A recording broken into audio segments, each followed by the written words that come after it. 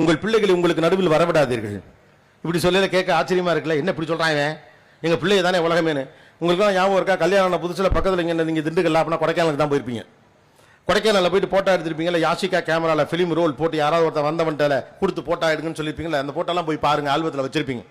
ரெண்டு பேர் சேர்ந்து நிற்பீங்க, கண்ணத்தோட கண்ணை ஒட்டிட்டு தோளோட தோல் இடிச்சுக்கிட்டு சிரிச்ச மேனிக்கு ஒரு பூ கொடுக்குற மாதிரி மொக்கையா அப்படிலாம் ஒரு போட்டோலாம் எடுத்து வச்சிருப்போம். அதுக்கப்புறமா ஒரு குழந்தை 2 குழந்தை வந்த பிறகு கல்யாண வீட்டில் நல்லது கெட்டது வீட்டிலலாம் போட்டோ எடுத்திருப்பீங்க, போய் பாருங்க. நீங்கள் சேர்ந்தே இருக்க மாட்டீங்க, 2 பிள்ளைங்க நடுவில் தான் நிற்கும். என்னைக்காவது கவனிச்சிருக்கீங்களா? ஏன் பிள்ளைங்களை சைடில் வச்சு நீங்கள் சேர்ந்து நின்றுக்கலாமே, நிற்க தோணாது.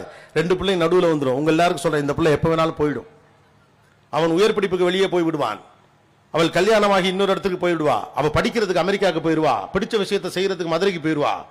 அப்பப்போ ஃபோன் பண்ணுவாங்க, அப்பப்போ உங்களுக்கு மெயில் அனுப்புவாங்க, எப்பயாவது வருவாங்க. கடைசி வரை உங்களோடு இருக்க போகிறது உங்களுடைய லைஃப் பார்ட்னர் தான். You are married to your husband, you are married to your wife, not your kids. நீங்கள் உங்கள் பிள்ளைகளை திருமணம் செய்து கொள்ளவில்லை, உங்கள் கணவரையும் மனைவியும் தான் திருமணம் செய்து கொண்டீர்கள்.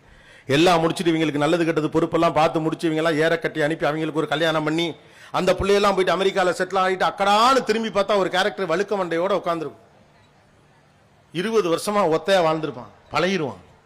காலையில் எந்திரிச்சு நியூஸ் பேப்பர் படிச்சுட்டு டீ காப்பிலாம் அவனே போட்டு கொடுத்துட்டு வாக்கிங் போயிட்டு வாழைத்தாறு ஜூஸ் குடிச்சிட்டு வந்து டெய்லி சேவிங் பண்ணிட்டு சாமி கும்பிட்டுட்டு இட்லி எடுத்துன்னு டிஃபன் பாக்ஸ் எடுத்துட்டு ஆஃபீஸ் போய் பழகிருப்பான்.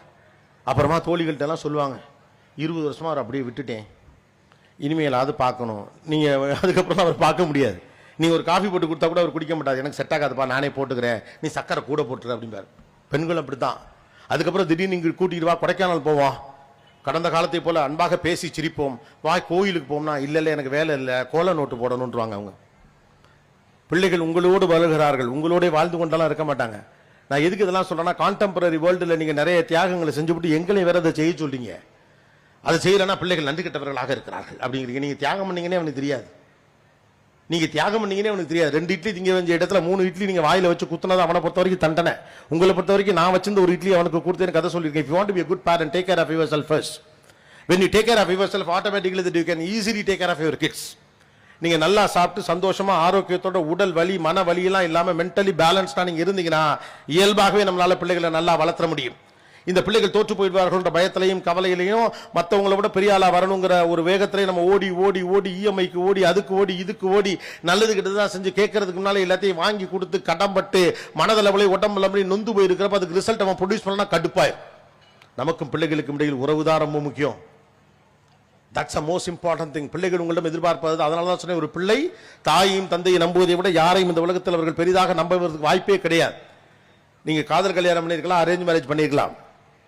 திடீர்னு ஒரு நாள் கல்யாணம் ஆகி 10 வருஷம் கழிச்சு உங்க மனைவி சொல்லுவாங்க, எங்க என்ன தூக்குங்களேன் அப்படின்னு. கல்யாண புதுசில் ஏதாவது செஞ்சு கிஞ்சு பண்ணிருப்பாப்ல தலைவர் சீனை போடுறதுக்கு. என்ன சொல்லுவார்னு நினைக்கிறீங்க?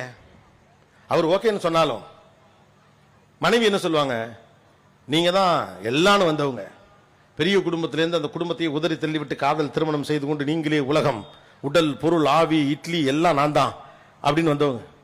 சரி நீங்க தூக்க போறப்ப அவங்க என்ன சொல்லுவாங்க தெரியுமா, ஏங்க போற்ற மாட்டீங்களே அப்படிமா. நீங்க தான் உலகம் நம்பி வந்தவங்க, நீங்க போற்றுவீங்கன்னு சந்தேகப்படுவாங்க, பயப்படுவாங்க. ஆனா 2 வயசு பிள்ளை நீங்க தூக்கி போட்டு பிடிச்சு பாருங்க, நீங்க பெத்ததை சிரிச்சுக்கிட்டே மேலே போவான், சிரிச்சுக்கிட்டே கீழே வருவான். ஈஸியெல்லாம் கிடையாது. மேலே போறப்ப மூச்சு அடைக்கும், கீழே வரப்ப காது கொய்யுங்கும். ஆனா புள்ள சிரிச்சுக்கிட்டே வரும். ஏன்னா எங்க அப்பா என்ன விட்ட மாட்டான்னு பிள்ளை நம்பும். அந்த ஆத்ம நம்பிக்கை தான் ஒரு பிள்ளையை வளர்க்குமே ஒழிய நீங்க வச்சு குத்துற அறிவெல்லாம் வளர்க்காது. என் தந்தை தோற்றுவிடக் கூடாது என்பதற்காக நம்பிக்கையோடு பிள்ளை போராடணும். Emotions walks better than anything else in this world.